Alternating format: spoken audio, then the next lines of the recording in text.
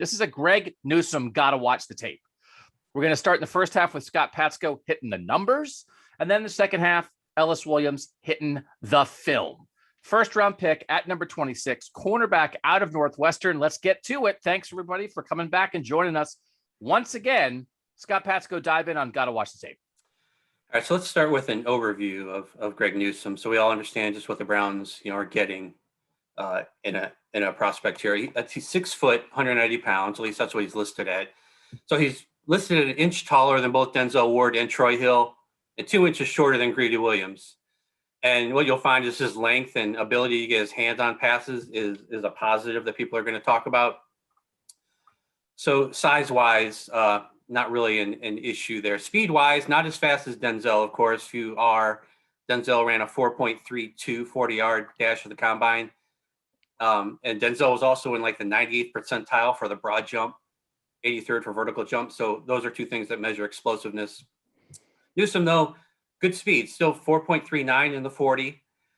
He was in the 89th percentile for the vertical jump, so he's got some explosion to his game. But basically, body and athleticism aren't really issues with him coming into the NFL. Now, among Big Ten corners, he was 8th in targets last season. He had 35 of them. He only allowed 10 catches. And if you rank Big Ten cornerbacks in targets or by targets, he allowed the fewest catches among the top 20 corners last season. So that's a good mark in his favor. He tied for the Big Ten lead in passes defended among corners with 9. And of those 10 receptions he gave up, they only accounted for 83 total yards and no touchdowns. And a big reason why that yardage total was so low is because nobody could complete anything deep against him.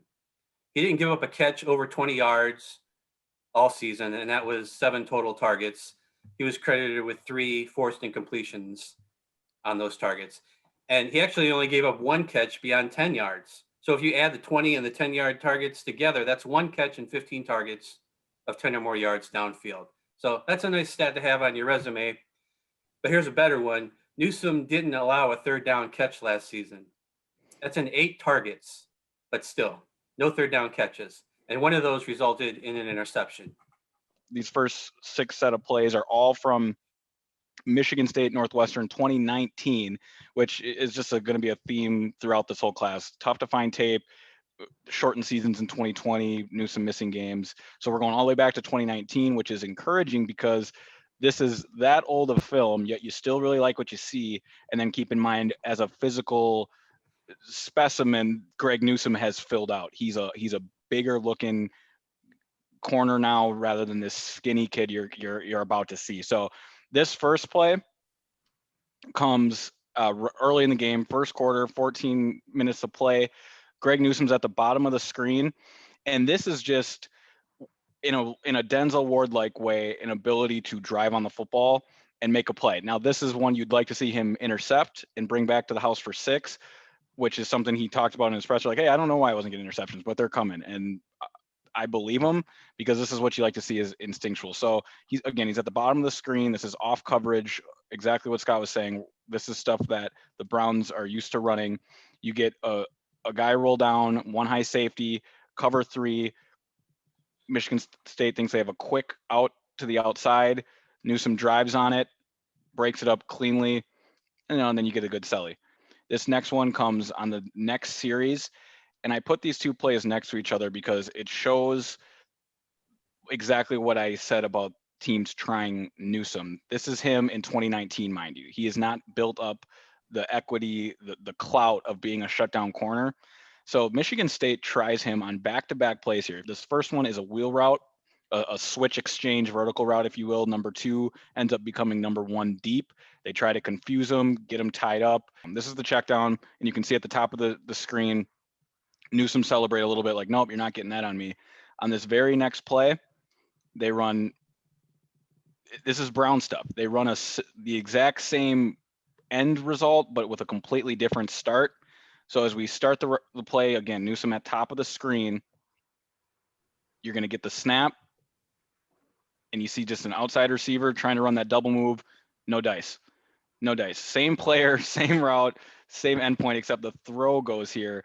And this is just as a corner, the type of stuff that starts building your career, starts building your confidence. Like, okay, you tried me twice in a row. This ain't going to work. So from the break on the ball, showing his quick short yard quickness, and then a team trying him twice vertically, noticing his high point ability on the ball there. He breaks up the play cleanly, short, long. I really like what I see from those first 3 reps. His coverage grade from PFF, 83.8, which is really good. Only 60.3 against the run. So again, he's similar maybe to Denzel and Greedy in that respect, and they both came in to the NFL, maybe at least with tackling concerns. But Greedy kind of put those to bed during his rookie season.